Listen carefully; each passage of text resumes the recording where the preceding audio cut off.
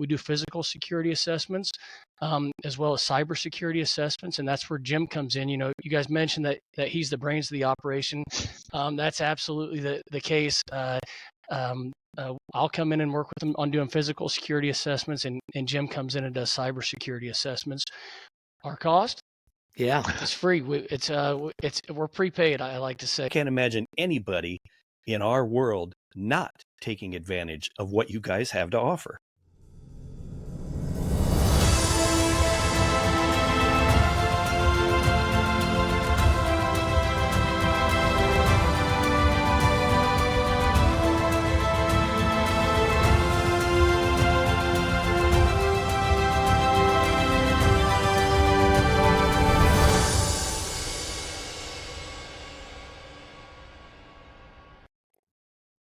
Hi, everybody. My name is Chris. And hey, Mike, what time is it? Hey, Chris, I heard a rumor that today is the day we ought to do another Readiness Rewired podcast recording. Al, did you hear that same rumor? I did. That's why I jumped on today. Yeah, not only that, but I think Al brought some guests as well. And Al, do you want to segue? Yeah, I did. We're really excited to bring two of our contacts from Department of Homeland Security and CISA, which is the Cybersecurity and Infrastructure Security Agency. We've got Jim Hoffland and Chris Judge, and we've worked with Chris Judge quite a bit, and Jim is coming on. We call Chris Judge the eye candy, and Jim is the guy with all the information. So that's why Chris Judge invited Jim on here. But Jim is the Region 7 Cybersecurity Advisor and State Coordinator, and Chris is the Protective Security Advisor and Cybersecurity Advisor. So welcome, guys. I'm going to turn it over to you. Is there anything else you want to tell us? And then we can just get into chit-chatting about DHS and CISA cybersecurity and see what you want to bring for us today. Well, my name is Jim Hoffling. I'm the Cybersecurity Advisor for the state of Iowa. I'm not all of Region 7, thank God. There's enough to keep me busy here, that's for certain. I'm glad to be here. I'm ex-military, retired military, and I live in a little town called Elkhorn, Iowa, and I'm thrilled to be here. Anything I can do to help, please let me know. Chris Judge. Yeah. Hi, Al. Thanks for having me on. I appreciate you guys inviting us to come in and speak with you. As you mentioned, I've done a lot of work with you, and have it's been a really good experience. So anything we can do to help you out, I'm happy to do. Hey, could you guys tell us what Region 7 includes? Because we'll make reference to that. Okay, CISA, in a rare stroke of brilliance for a federal agency, broke the country down into 10 regions around the United States, and these closely map to the FEMA regions as well. So when we say Region 7, we mean Nebraska, Iowa, Kansas, and Missouri. So we're local. Our headquarters our regional headquarters is in Kansas City, and the idea is that, quite honestly, a lot of people in the Midwest, or anywhere for that matter, do not want to just sit down and talk with people over a video conference, to somebody in DC. They want somebody that's going to come out, sit down across from the table with them, have a cup of coffee, and discuss things, person to person. So when we say Region 7, we mean this 4-state local area. But what that really boils down to is you have people like Chris Judge and myself who are here in Iowa, ready to help, ready to come to your organization, ready to sit down and talk with you person to person across the table with a cup, like I say, with a cup of coffee. Chris Judge, you've come into some of our facilities. So can you guys talk about some of the things, because we have a lot of emergency preparedness people who listen. We have a lot of just the general community that want to learn more about emergency preparedness and what we do in the hospital and healthcare setting. And we've had you into our facilities. What kind of things would people be thinking about? Gee, maybe I should contact Jim or Chris or get a hold of, the CISA group so I can enhance some of the things at my hospital. Some of them don't even know, Yeah, absolutely, Al. So CISA, Our agency was created with the sole goal of improving security and resilience for critical infrastructure facilities like healthcare facilities. There's actually 16 critical infrastructure sectors. And when you think of critical infrastructure, a lot of people, they just think of, roads and bridges, but 16 critical infrastructure sectors include commercial facilities, um, uh, chemical facilities, dams, defense industrial base, emergency services. So it really encompasses a number of different facilities, and we have lots of resources that we bring to those facilities to help improve security and resilience. And so you talk about hospitals specifically. I've done a lot of work with hospitals, and some of the different resources we've brought to them is exercise support. So we have a team at headquarters as well as a team at our regional office that focuses on exercises. And as you guys know from the emergency preparedness world, training and exercises is kind of it's a foundation for putting together a good program. We also have assessments. We do physical security assessments as well as cybersecurity assessments, and that's where Jim comes in. You guys mentioned that he's the brains of the operation. That's absolutely the case. I'll come in and work with them on doing physical security assessments, and Jim comes in and does cybersecurity assessments. We also try to get folks plugged into a number of different information sharing resources. So when you look at trying to put together an emergency preparedness program, you want to know what are your threats. And so we have a number of, for official use only, information sharing streams that we can get folks plugged into that looks at not only physical threats, but also cyber threats. And we push out bulletins on a very regular basis on what those threats are. What's your cost? Our cost? Yeah, it's free. We're prepaid, I like to say. So all of us with our taxpayers' dollars, we pay our taxes, and from that we get free services from CISA. So we're totally totally voluntary organization, no cost, and non-regulatory. So if you guys want us to come in, if anybody wants us to come in, it usually just takes a phone call, some pre-coordination, and we're happy to come help whoever we can. I cannot imagine why anybody in our business, in our former business, really anybody who's into this sort of thing, whether, we've got other healthcare entities watching, we could have local public health on watching our podcast, whatever. I can't imagine anybody in our world not taking advantage of what you guys have to offer. Yeah, absolutely. Well, and before Chris and Jim, you guys jump in with your CISA and stuff. One of the things that surprises me is the amount of facilities that still don't use Run, Hide, Fight, which is a DHS supported product. Which at our facility, we used to use Alice, and I'm not downplaying Alice or any other vendor product or anything out there, but when I heard about DHS and Chris Judge and I talked, it's like, wait a minute, Run, Hide, Fight. That's so easy to remember, rather than Alice of let's see, alarm, lockdown. You panic, because your heart's going 150 beats a minute. And so Chris and I talked about Run, Hide, Fight, brought the program in, switched the entire health system at our facility over to the Run, Hide, Fight, and now do training and do annual videos and everything for that. And it has been so successful. And again, as our Chris on the podcast asked Chris Judge, the cost, it was free.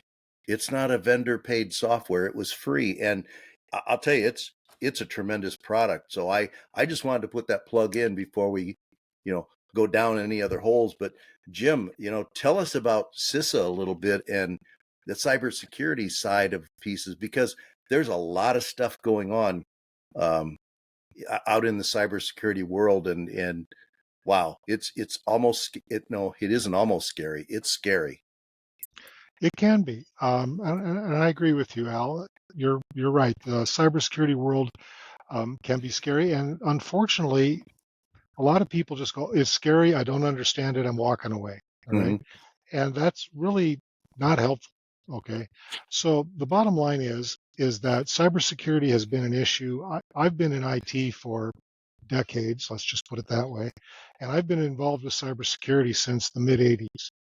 Now, granted, my background is not a cybersecurity geek. I'm not one of those guys that can sit there and, like in the movies, hack into a system anywhere with a phone.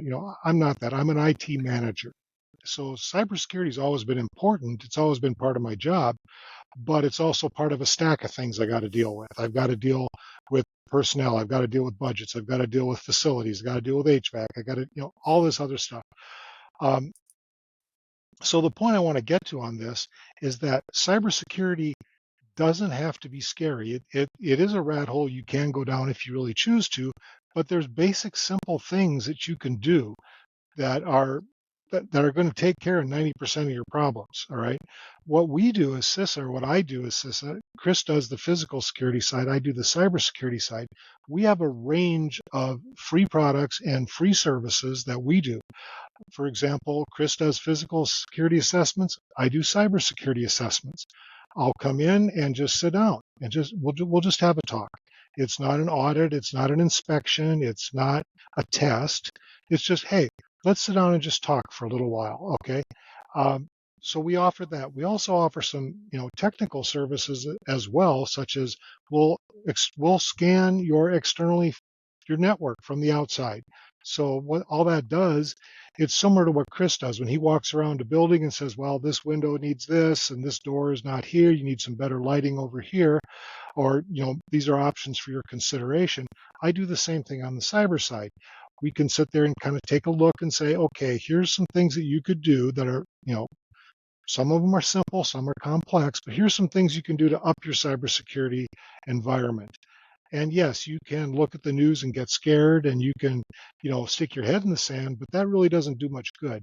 So I'm here to help people to demystify it, to bring it down to actionable information, things that you or and your organization can do that will help you not be that unlocked car in the parking lot at 2:00 in the morning.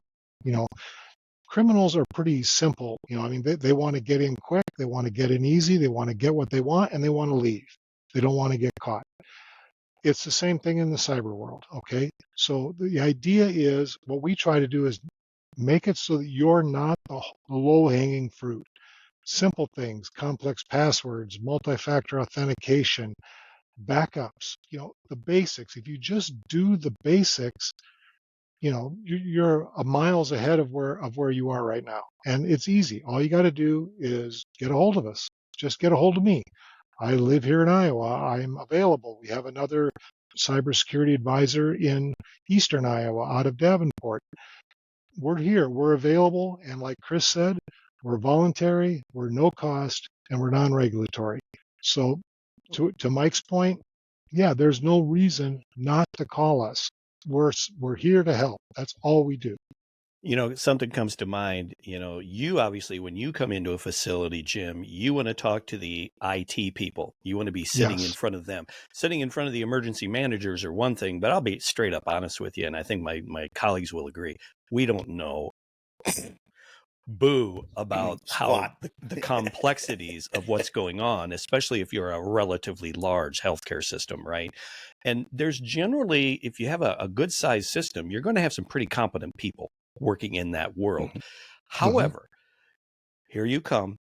Do you think that when you step into a facility, no matter what size it is, do you ever think or to get the feeling that they feel a little skittish and kind of intimidated when you walk in? It's like, oh my God, what's this guy going to find? And, then I'm going to be in trouble. I mean, could there be that kind of attitude? You get that a little bit, but not really that much. I think, like you said, a lot of these large organizations have people that are very competent at what they do, and cybersecurity has been part of IT forever. So it's not like I'm coming in out of the blue. And, not only that, but come on, we're all in this together, all right? A rising tide lifts all ships. So, don't be intimidated by me, for God's sake. I mean, Chris says, he said, I'm the brains of the outfit. I would disagree heartily with that. Believe me. I'm just here to help. Okay. I'm not coming in with an audit. I'm not coming in with an inspection. I'm coming in just so we can sit down and talk and say, hey, are you looking at doing this? Tell me about how you're doing this. Maybe there's some things I can do to help. So I try to keep it very, very low key, very non-threatening, because Lord knows I'm not threatening. At least not as threatening as Chris is. He's physically impressive. Me, I'm just kind of an old geek, so It's I been at just least come. 15 years since I've been physically impressive, if I ever was. You're virtually impressive. Maybe it's just Yeah. virtual. Thank you. There you go. But the bottom line is, there's just a lot of things that we can help you with, and you don't need to be intimidated. You don't need to worry about anything. I'm not going to tell anybody else. Um, I'm just here to help. So let's just, let me take a look. Let's have a talk. Let's see how things look. I'm not going to inspect anything. I'm not like Chris, where I actually go around and, check the doors. Hey, is this door locked? Should this door be locked? I don't do that. All of my assessments when I come in and sit down are just sitting across the table having a conversation. So And they're I'd like to confidential. comment on that question also. Absolutely. One is that I think that I've noticed a little bit of hesitation with working with folks when I'm talking with them on the phone. I think in about 3 minutes of sitting down with me in the room, I think people kind of are obviously become more comfortable. Another thing is that we developed a program called Protected Critical Infrastructure Information Program that guarantees that we won't share your information. So when we go to meet with a site and we're collecting information about their vulnerabilities, they have a confidence that I would not want to share those vulnerabilities, because if I did, it's punishable by law. And so not only would I not have a job because this, it's a small world and everybody talks. And so if I shared somebody's vulnerabilities, that'd be the last job I ever did. But also I couldn't do it because it's illegal. So we protect your information. It's when we come and do an assessment, that assessment is for the facility. It's not for somebody else. It's really just meant to help you understand what are your vulnerabilities to the known threats, and then what can you do to address those vulnerabilities. And the reminder when we're talking about this is all the smaller hospitals, the critical access who might not be associated with anybody. There's some still out there. The smaller hospitals that might not be associated with anybody and don't have quite as much of an IT infrastructure or a smaller, they should be taking advantage, as Mike pointed out. Everybody should be taking advantage of you. It doesn't matter about size of the hospital or facility or organization. It's take advantage of Department of Homeland Security's CISA program, because as taxpayers, we're paying for that, and rightfully so. It's a great investment in our safety and security, and yeah, what you guys do are wonderful. Yeah, absolutely. And one of the emphases, something like that, that our headquarters has pushed down is they want us to reach out to what they call target-rich cyber poor environments.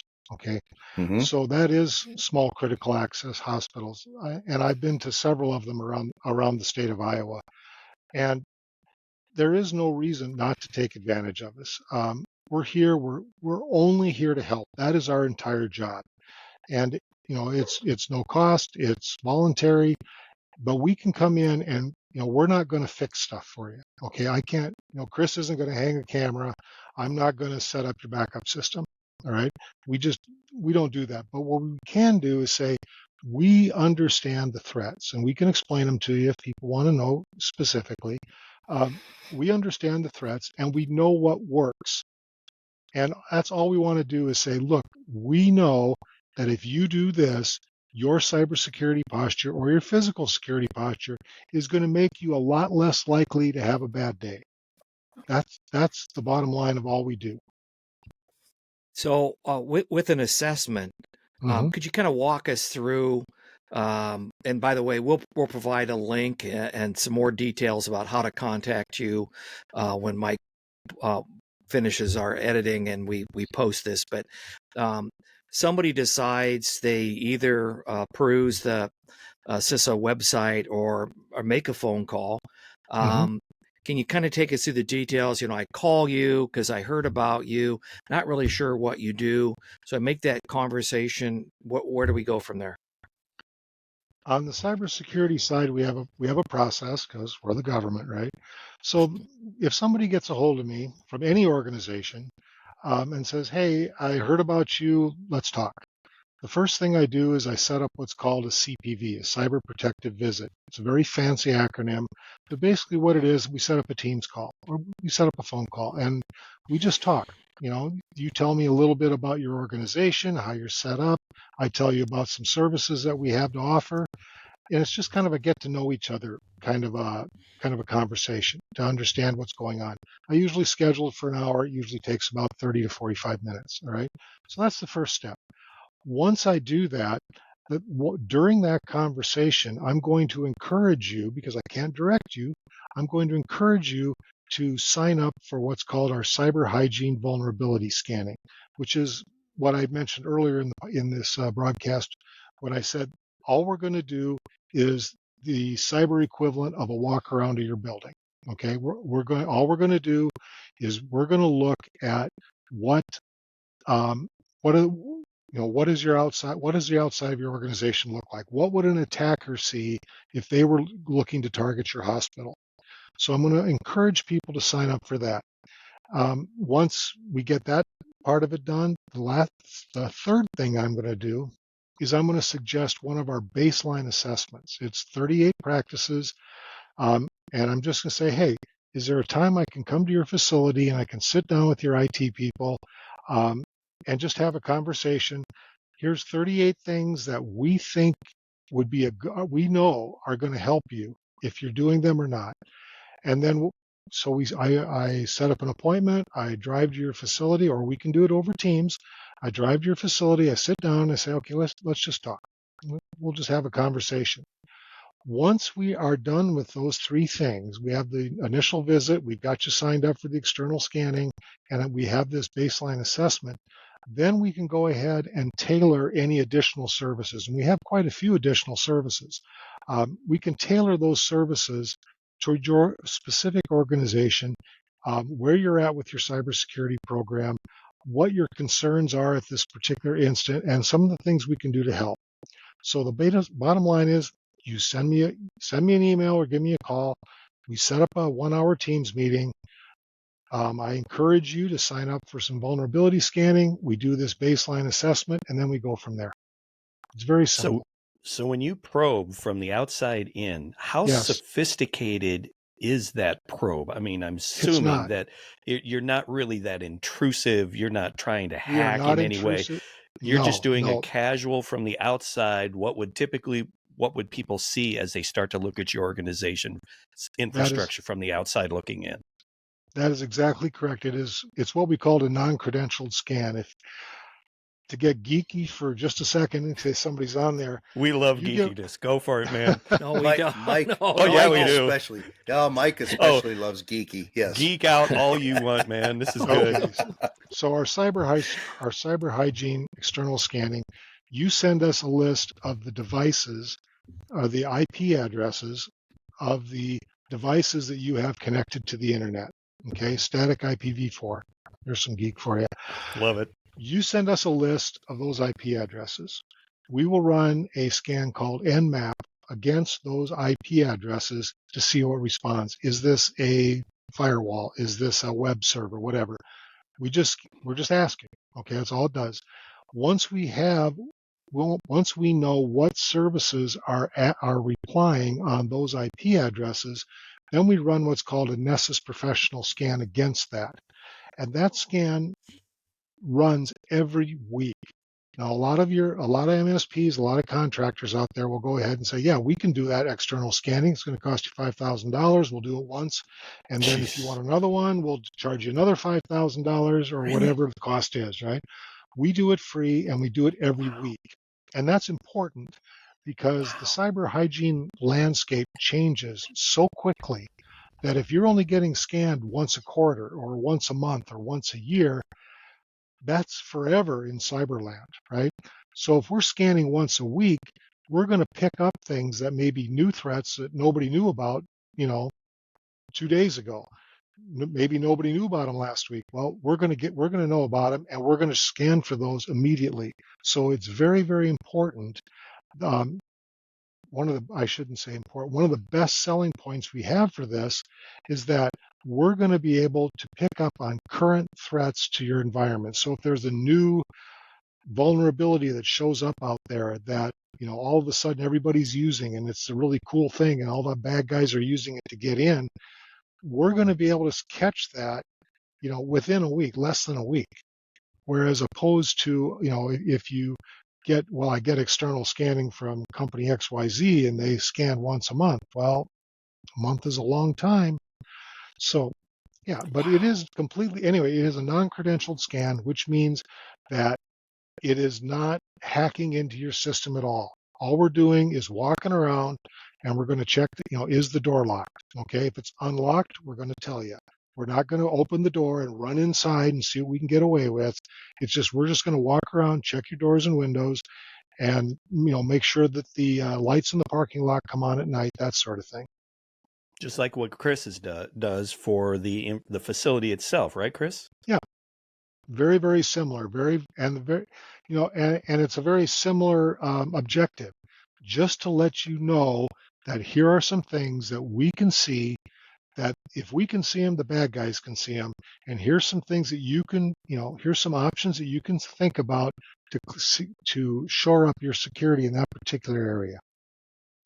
Yeah, so on the physical side, it's really similar. When I get a phone call from a stakeholder, the first thing I want to do is kind of baseline, where are they now and what have they done in the past and what exactly are they looking for when they talk about a physical security assessment. You mentioned that we've got healthcare facilities of all shapes and sizes out there across the state of Iowa. And the first thing I want to do is make sure that they're working with their locals. What have they done with their local law enforcement? What have they done with their local emergency management agency? We're really blessed in Iowa to have some amazing emergency management agencies, which I know that you guys know because you've worked with them in the past. And there's a lot of resources available just through your own local agencies regarding training. You mentioned active shooter training, also stop the bleed training. I can't foot stomp the importance of stop the bleed training enough.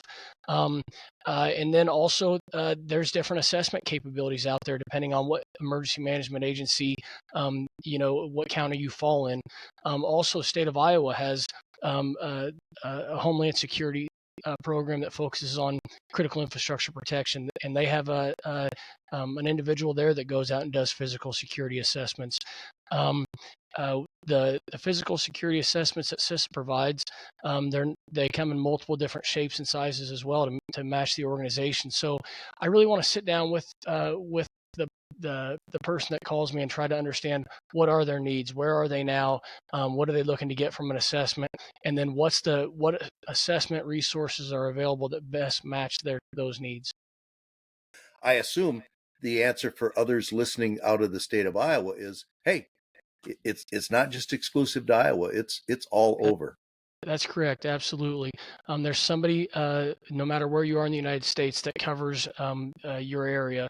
And so if you need those contacts, you can reach out to Jim Rye and we can point you in the right direction, or reach out to CISA Central directly and they can get you the information. So, but yes, absolutely. There is somebody in your local area that can help you out.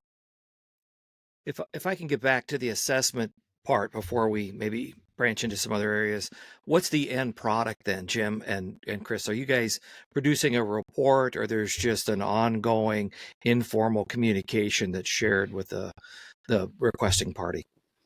Yeah, so there absolutely is written reports, and depending on the type of assessment that you get from a physical side, you'll get a written report that lists all of what we call vulnerabilities and options for consideration.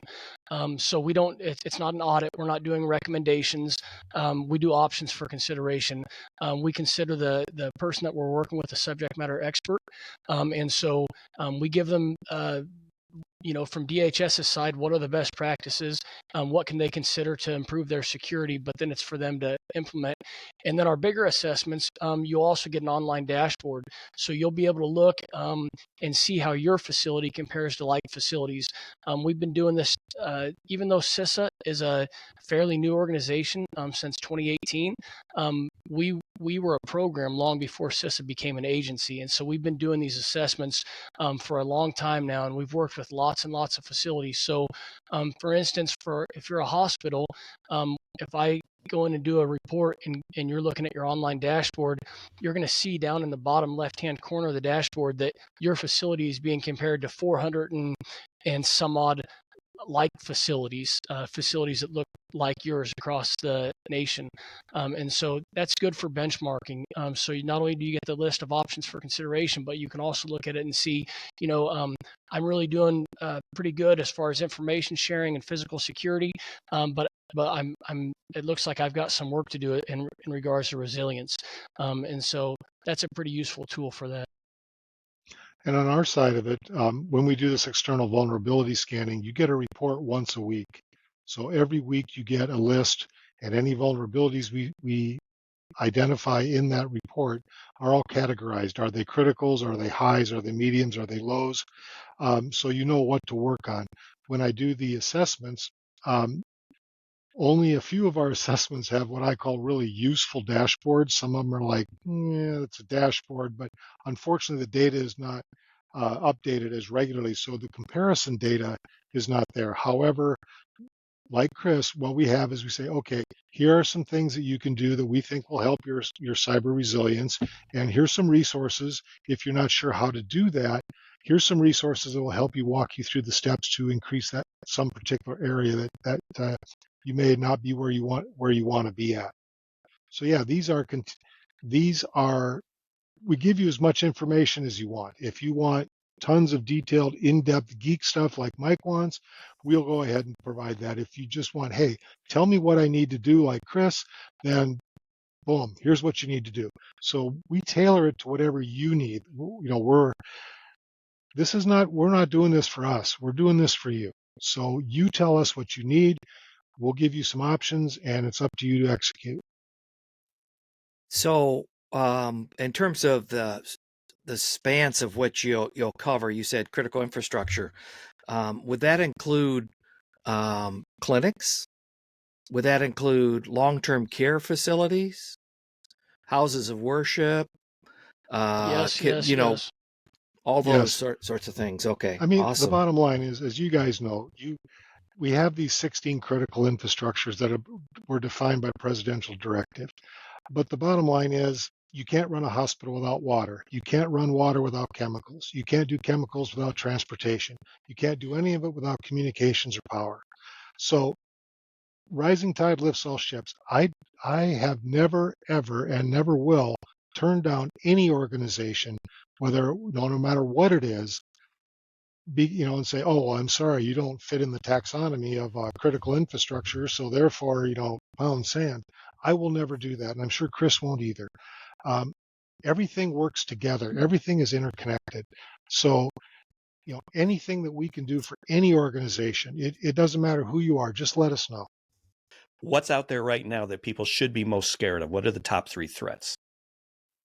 So when you look at threats, DHS actually does a really good job of putting out information that's made for the public to be able to see and consume. And so there's actually a new product out there, and it's called the Annual Threat Assessment, the DHS Annual Threat Assessment.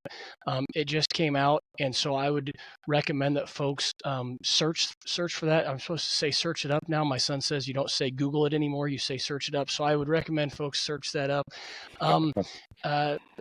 But the threats that we're seeing, obviously the domestic violent extremist, also insider threats, and then of course there's also the element of people doing accidentally hurting their organization, so clicking on a link that they weren't supposed to click on. And so I think those are some of the leading threats that we see now and that we're going to continue to see over the next year.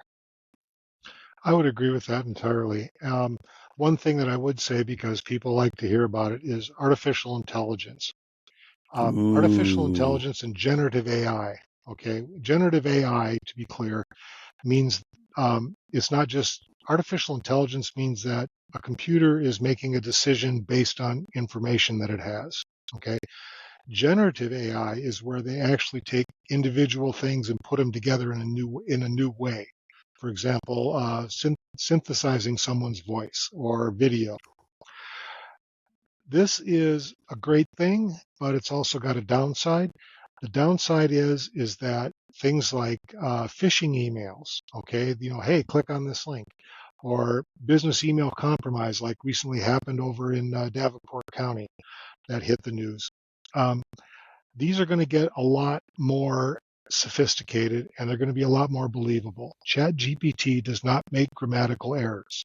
So, when you used to be able to get that email, hi, I'm, the grammar was wrong, the words were wrong, the punctuation was wrong, the email address was screwed up. I mean, it was relatively easy to identify when somebody was trying to scam you.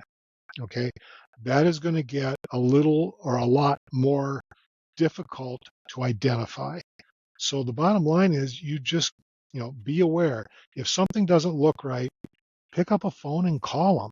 Okay, you don't have to, do an in-depth analysis, looking at all the metadata and all that stuff. If it doesn't look right, it's probably not. So in addition to what Chris was saying, that's the one thing I would throw in there just because I'm a cyber guy. The biggest things are the basics, okay? Probably the number one thing somebody can do or vulnerability we see is hacking passwords. I mean, it's just one of those things. Email, the best way to do this is enable multi-factor authentication. And I don't just mean at work, I mean everywhere. You can't hardly go to a bank website anymore. They want to send you a text message, and sometimes they'll give you the option, hey, do you want to enable this? Do it. It's simple. Is it going to stop everybody? Yeah. If you get a cyber geek that comes in there and wants to break into your system or steal your identity, if the Mission Impossible team shows up outside your door and they want to get in, they're going to get in. Okay. Tom Cruise and his crew are going to get in. That's not what we're trying, but they don't show, that's not the real problem. The biggest threat we have is organized crime. I mean, everybody says, oh, ransomware is making all the news, right? In 2022, the FBI released a study that said ransomware nationwide, the amount of ransomware paid was $35.4 million in calendar year 2022. In calendar year 2022, business email compromise, in other words, tricking people, over $2 billion. That's where the money's at. And who goes after the money? Organized crime. Now, yes, you have nation state actors and you have domestic violent extremists. But in the cyber world, we're looking at criminals. We're looking at organized crime. That's what you're up against. That's your threat. Okay. And some of them are more organized than others. Some have more resources than others. And it really doesn't matter how big you are. Like you had mentioned with the size of hospitals, it doesn't matter what size hospital you are. You're a hospital. You've got patient information. Patient information sells for about $1,000 a person on the internet. Email addresses sell for about $1. Okay. It's money driven, and money attracts criminals, and the organized crime is what you have to watch out for. So the best thing to do is the basics. Do you have complicated passwords? Are you using the same password every place you log in? Don't do that. Change your passwords. Use a password manager. Use multi-factor authentication. If something doesn't look right, it's probably not right.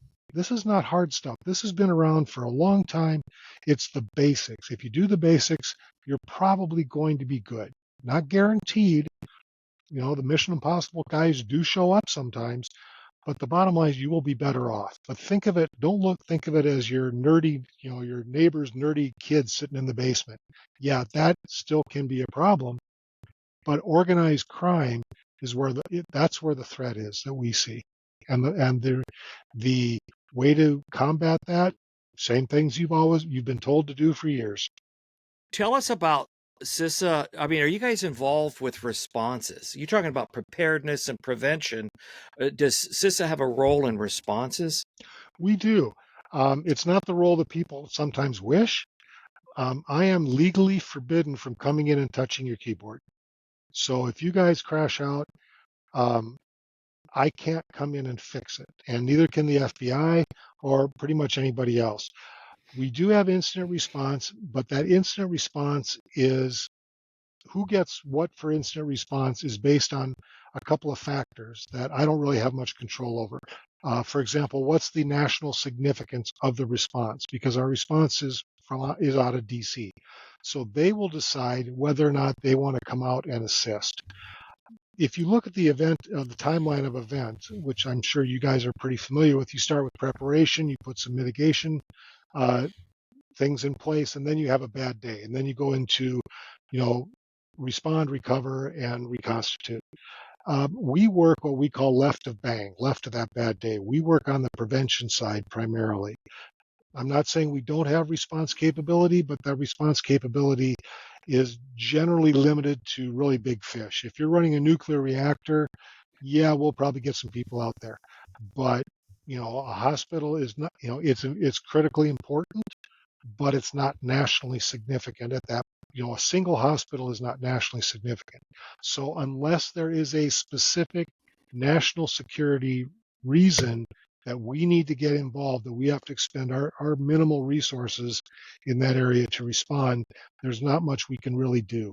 We can do coordination. If you call me, I can be a calming influence because, as you guys all know, when a bad day happens, adrenaline goes through the roof, and people are not thinking at that point. They're reacting. They fall back on things they did 5 years ago or 20 years ago, the way they used to do things. They automatically fall back to that. So I can be a calming influence, like, oh, slow down. Okay, let's just talk. Somebody to talk to that understands the language and that can maybe calm things down a little bit so people can think, do you have an incident response plan? Have you talked to your legal team? Have you briefed your stakeholders? Do you have your communications person? Are they set up to talk? I can do things like that, and that can be very useful. But as far as me coming in and, putting on my hoodie, as we, put on my hoodie and come in and sit down and fix your system, I can't do that. I wish I could sometimes, but I'm not legally allowed. The bulk of our resources, from my opinion, in doing this job for several years now, are left of boom. But we do have a response capability in terms of ESF 14, where we're working to try to get private sector resources that they need. We work closely with state Homeland Security and respond to the resource requests that they push up to us. So there is some response function. Yes, yeah. Absolutely. And ESF is essential support function, which is kind of that Department of Homeland Security nomenclature for clusters that emergency managers address when they respond to an emergency. Hey, thanks a lot for having me on, guys. I really appreciate it. You bet. Thanks, Chris. Yeah, and we're coming to the end of our normal time when we like to when most of our listeners go to sleep anyway, because we've been rambling on so much. So any final thoughts?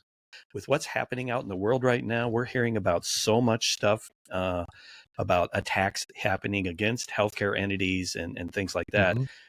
This is subject for a whole discussion. Yeah.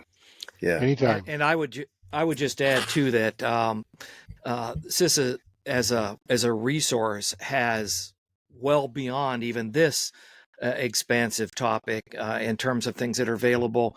I think, Al, you had mentioned that some work with active shooter, with or active threat responses. Yep. Right. They also have the Power of Hello program is also available, and that's a really effective prevention strategy, and a whole host of other things. So I think we'll provide a website and individual contact information in the description of this podcast that our technophile/geek Mike does such a great job on. Well, let's. So, Jim, any closing thoughts for our viewers out there in the healthcare preparedness world? We're here to help.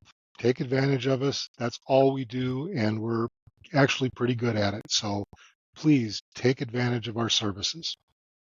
Perfect. Amen, brother. Well, hey, again, coming to the close of another healthcare preparedness podcast by us folks here at the Readiness Rewired Studios. Just want to remind everybody, make sure you click that subscribe button, ring that bell so you know when we post up another video, and give us a thumbs up if you like what we're doing. Give us a thumbs down if you think we suck, but we want to hear from you. So a reminder, our email is readiness.rewired@gmail.com. We want to hear from you. Give us your suggestions, your comments, and man, come back and tune in again, please.